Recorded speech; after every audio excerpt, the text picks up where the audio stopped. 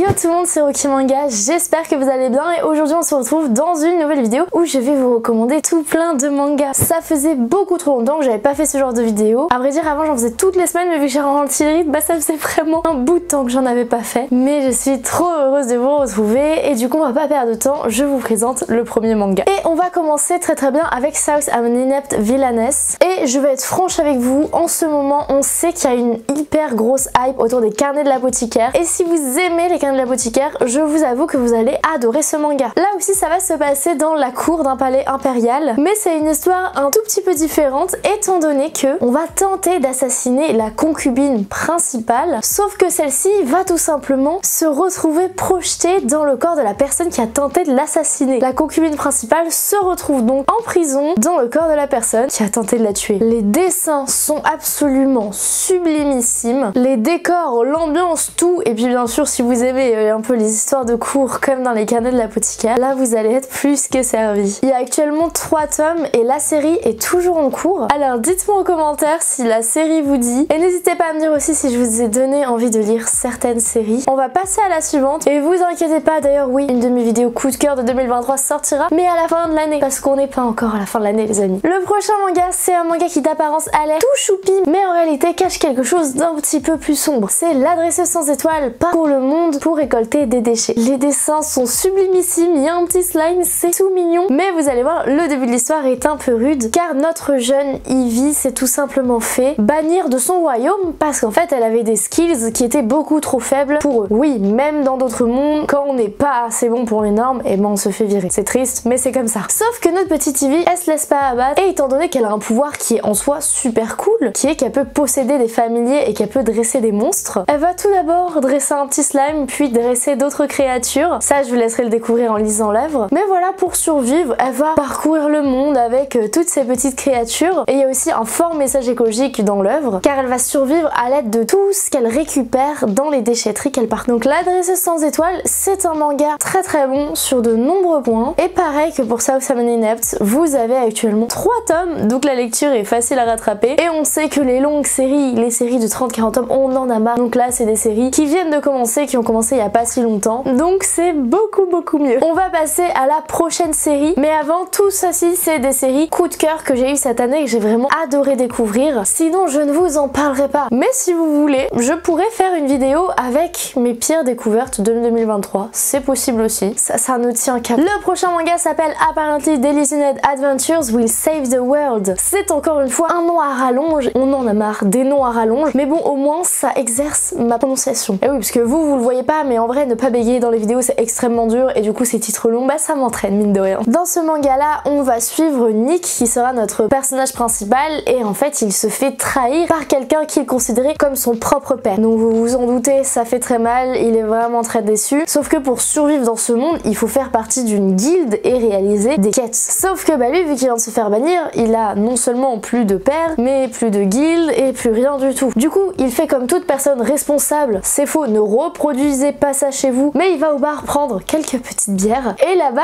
il va découvrir des gens qui sont exactement dans la même situation que lui, qui eux aussi ont été trahis, ont été déçus et de conversation en conversation ils vont faire un pacte et se promettre de s'utiliser, de former une guilde pour survivre mais de ne jamais, au grand jamais, se faire confiance. Donc en apparence c'est une guilde, tout ce qu'il y a de plus normal mais en réalité pas du tout et c'est ça que j'ai trouvé super original dans ce scénario. En plus de ça les dessins sont ma foi pépites. Je vous avoue que pour moi le style de dessin et les graphismes sont super importants dans un manga. Par exemple, et ça c'est mon avis personnel, mais Mob Psycho 100 j'ai adoré l'animé, en manga je ne peux pas. Les dessins trop simplistes, il n'y a pas de décor et tout ça, ça ne me donne absolument pas envie de lire. C'est exactement comme King of Kings, je sais qu'il y en a beaucoup qui aiment ce style de dessin. Moi en manga je ne supporte pas ça alors qu'en animé ça passe extrêmement bien. Alors que là c'est pas du tout le cas, on a vraiment des dessins qui sont détaillés, des jolis décors, des chara design très bien soignés et moi c'est tout ce que je demande dans un manga. Et oui. Ok, ça va être l'avant-dernier titre parce que je pense que je ferai une partie 2. J'ai découvert énormément de titres très sympas cette année, enfin cette année, plutôt ces 2 derniers mois. Et vous l'avez peut-être remarqué, il y a beaucoup de titres de Meian tout simplement parce que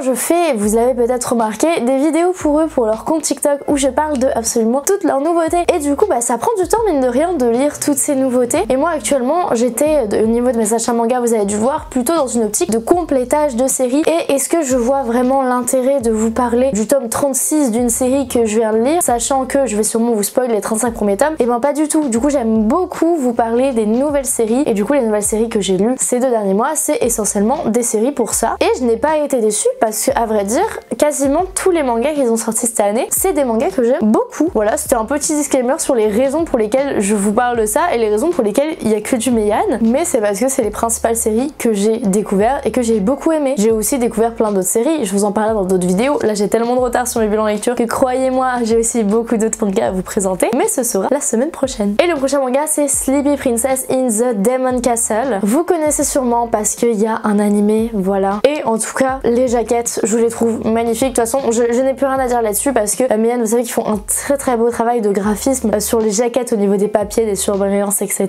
Je n'ai pas besoin de vous le dire. Mais dans cette histoire, on va suivre une jeune princesse qui se fait prisonnière par des démons. Et sauf qu'en fait, on dirait pas du tout qu'elle est prisonnière parce que elle, son seul but dans la vie, c'est de bien dormir. Et du coup, elle va carrément se jouer des démons pour avoir un meilleur sommeil. Elle aurait carrément pu s'enfuir 5 milliards de fois, mais je pense qu'elle s'en fiche de s'enfuir. Elle veut vraiment juste bien dormir. C'est un manga très drôle. J'ai adoré lire ça. Ça change pas mal de mes lectures de d'habitude parce qu'on est dans quelque chose de très fantasy, de très drôle. Et si vous me suivez depuis le début, je n'aimais pas du tout les mangas drôles. Pas que je n'aime pas rire, mais disons qu'en manga, j'avais du mal à rigoler devant un manga. Et là, les situations sont tellement cocasses et sont tellement bien amenées que j'aime beaucoup. Et d'ailleurs, vous allez voir, ce n'est pas du tout le seul manga d'humour comique plus léger que j'ai découvert ces derniers mois. Et j'aime beaucoup ce style. En plus, personnellement, j'ai récupéré les 4 premiers tomes de Sleepy Princess à la Japan Expo. Et du coup, je vous l'ai déjà montré sur TikTok. D'ailleurs, n'hésitez pas à aller vous abonner à mon compte TikTok. Mais j'ai eu cette magnifique boîte de Sleepy Princess qui servira à ranger les 10 premiers tomes. Et à l'intérieur, il y a plein d'artwork et de shikishi qui sont trop beaux, qui étaient offerts avec. Voilà, je suis trop contente de les avoir récupérés avec la box en plus, qui est sublime. Et on va finir avec une petite romance parce que il y a eu des mangas dans lesquels il y avait de la romance, mais pas de romance à proprement parler. Donc on va finir avec My Wife Has No Emotion. En fait, c'est pas compliqué, ça raconte l'histoire d'un jeune homme, enfin un jeune homme, il me semble qu'il a quasiment une trentaine d'années dans le manga, qui n'a pas le temps de s'occuper des tâches ménagères et tout. C'est un homme très occupé, c'est un homme qui travaille, etc. Et c'est vrai que quand on habite seul, bah les tâches sont pas divisées par 2, donc forcément vous avez 2 fois plus de tâches. Donc il décide de se prendre un robot de compagnie qui va réaliser toutes les tâches ménagères à sa place. Et en fait lui, il va apprendre à connaître ce robot et au final, peut-être une romance va s'installer entre les deux, c'est hyper sympa. Et contrairement à ce qu'on croit, c'est très humanisant de voir comment la relation se crée, etc.